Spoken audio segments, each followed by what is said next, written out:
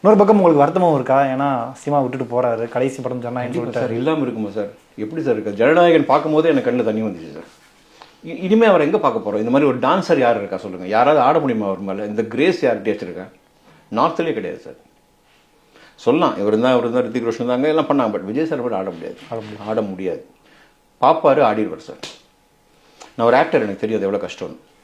உங்கள்கிட்ட விஜய் சார்ட்ட ரொம்ப பிடிச்ச விஷயம் இது உங்களுக்கு? சார் அவர் காலில் வந்து நான் க்ரீட் பண்ணுவார் சார் உங்களை. அதாவது இப்போது ஒரு பெரிய, நான் சொல்கிறேன் சார் பேர் இல்லை, நிறைய பெரிய ஆடிஷன் தான் பா ஆடுவார். டைலாக் நம்ம எடுத்துருவோம். இவர் வந்து நான் உங்கள்கிட்ட அடித்து விளையாடுவார் சார். எந்த ஹீரோ பண்ணுவார்? இப்படி தள்ளிட்டு இப்படி நிற்பார். நம்ம பழகிருக்கவே மாட்டோம். ஹாய் சார் மார்னிங் அப்படின்னு. நம்மளுக்கு என்ன ஆகும்னா ஃபுல் டே பியூட்டிஃபுல் ஆகிடும். அந்த சீனோட பயம் போயிடும். இவர் முன்னாடி டைலாக் நம்ம சொதப்புனா ஒன்றும் சொல்ல மாட்டார், ஜாலியாக இருப்பார். அப்படி ஆகிடும். ஜோக்ஸ் சொல்ல நிறைய ஜோக்ஸ். அவரோட ஸ்பெஷாலிட்டி நிறைய ஜோக்ஸ் கேட்பார். ஹியூமர் அவர் கூடயே பிறந்த விஷயம் சார்.